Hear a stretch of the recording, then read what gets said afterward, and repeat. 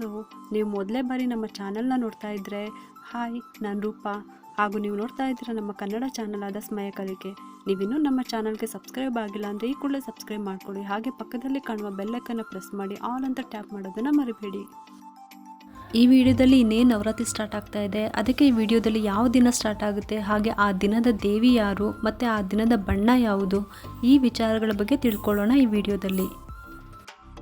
ಈ ಬಾರಿ ದುರ್ಗಾದೇವಿಯು ಪಲ್ಲಕ್ಕಿ ಮೇಲೆ ಬಂದಿದ್ದಾರೆ. ಪ್ರತಿ ವರ್ಷವೂ ಕೂಡ ಬದಲಾಗುತ್ತೆ ಇದು, ಹಾಗೆ ಬಣ್ಣಗಳು ಕೂಡ ಬದಲಾಗುತ್ತೆ.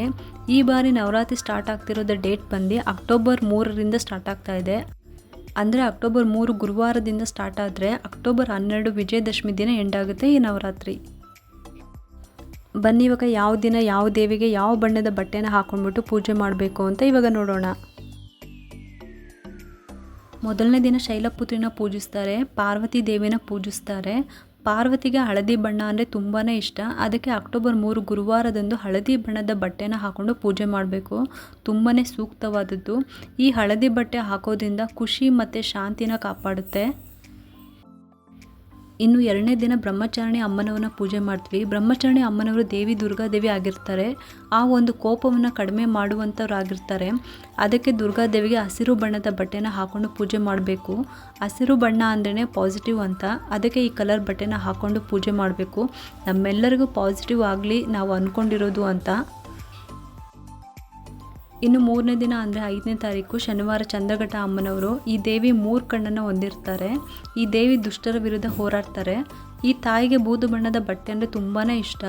ಈ ಬೂದು ಬಣ್ಣದ ಸಂಕೇತ ಏನಂದರೆ ನಮ್ಮ ಮನಸ್ಸನ್ನು ಒಂದು ಸಮತೋಲನ ಮಾಡುವಂಥದ್ದು, ಹಾಗೆ ನಮ್ಮ ಭಾವನೆಗಳನ್ನು ಸಹ. ಅಂದರೆ ನಾವು ಏನೇ ಒಂದು ಕೆಲಸ ಮಾಡಬೇಕು ಅಂದ್ಕೊಂಡ್ರೆ ನಮ್ಮ ಯೋಚನೆಯಲ್ಲೇ ಅದು ಆಗಿಬಿಡುತ್ತೆ ಅಂತ. ಈ ಬೂದು ಬಣ್ಣ ನಮ್ಮ ಜೀವನದಲ್ಲಿ ಉತ್ತಮ ಬದಲಾವಣೆ ಕೊಡಲಿ ಅಂತ. ಇನ್ನು 4ನೇ ದಿವಸ ಭಾನುವಾರ ಕುಷ್ಮಾಂಡು ದೇವಿನ ಪೂಜೆ ಮಾಡ್ತೀವಿ. ಇವರಿಗೆ ಇಷ್ಟವಾದ ಬಣ್ಣ ಕಿತ್ತಾಳೆ ಬಣ್ಣ, ಅಂದರೆ ಆರೆಂಜ್ ಕಲರು. ನಾವು ಏನೇ ಒಂದು ಕೆಲಸದಲ್ಲಿ ಒಂದು ಶಾಂತಿಯಿಂದ ಮಾಡೋದಕ್ಕೆ ಇದು ತುಂಬಾ ಅಗತ್ಯ ಆಗುತ್ತೆ. ಇನ್ನು 5ನೇ ದಿವಸ ಅಂದರೆ ಅಕ್ಟೋಬರ್ 7ರಂದು ಸ್ಕಂದಮಾತಾ ಅಮ್ಮನವರು ಪೂಜೆ ಮಾಡ್ತೀವಿ. ಈ ತಾಯಿಗೆ ಇಷ್ಟವಾದ ಬಣ್ಣ ಬಂದು ಬಿಳಿ ಬಣ್ಣ.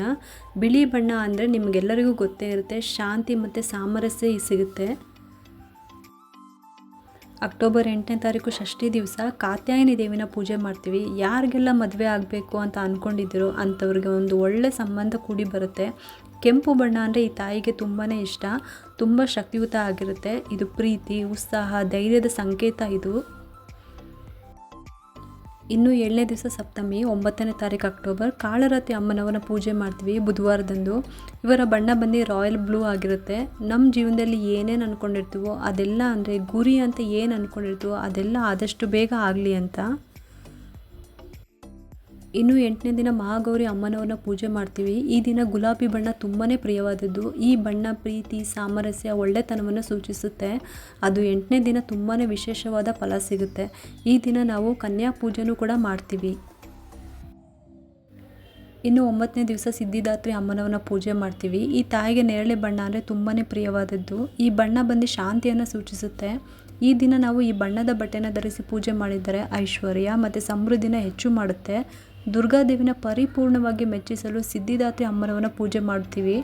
ಎಲ್ಲ ಆಸೆಗಳನ್ನು ಪೂರೈಸಲು ಈ ಸಿದ್ಧಿದಾತ್ರಿ ಅಮ್ಮನವ್ರನ್ನ ಪೂಜೆ ಮಾಡ್ತಾರೆ. ಈ ದಿನ ನವಮಿ ದಿವಸ ಇರುತ್ತೆ. ಈ ದಿನ ಆಯುಧ ಪೂಜೆನೂ ಕೂಡ ನಾವು ಮಾಡ್ತೀವಿ.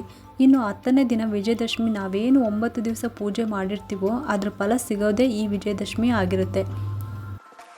ಈ ದಿನ ನವಿಲು ಹಸಿರು ಬಣ್ಣ ಆಗಿರುತ್ತೆ. ಹಸಿರು ಮತ್ತು ನೀಲಿ ಮಿಕ್ಸ್ ಆಗಿರುವ ಬಣ್ಣ ಇದು ತುಂಬ ವಿಶೇಷತೆ ಆಗಿರುತ್ತೆ. ನೋಡಿದ್ರಲ್ಲ ಈ ಬಣ್ಣಗಳಲ್ಲಿ ಎಷ್ಟು ವಿಶೇಷತೆ ಇರುತ್ತೆ ಅಂತ. ನಾವೆಲ್ಲರೂ ಭಕ್ತಿಯಿಂದ ಆಚರಣೆ ಮಾಡೋಣ. ನಮಗೆ ಪದ್ಧತಿ ಇಲ್ಲ ಅಂತ ಯಾರೂ ಕೂಡ ಬಿಡೋದು ಬೇಡ. ಪ್ರತಿಯೊಬ್ಬರು ಕೂಡ ಆಚರಿಸಿ, ಏಕೆಂದರೆ ಇದು ನಮ್ಮ ನಾಡ ಹಬ್ಬ. ಆದ್ದರಿಂದ ನಾವೆಲ್ಲರೂ ಆಚರಿಸೋಣ. ನಿಮಗೆಲ್ಲರಿಗೂ ಮತ್ತೊಮ್ಮೆ ಹ್ಯಾಪಿ ದಸರಾ.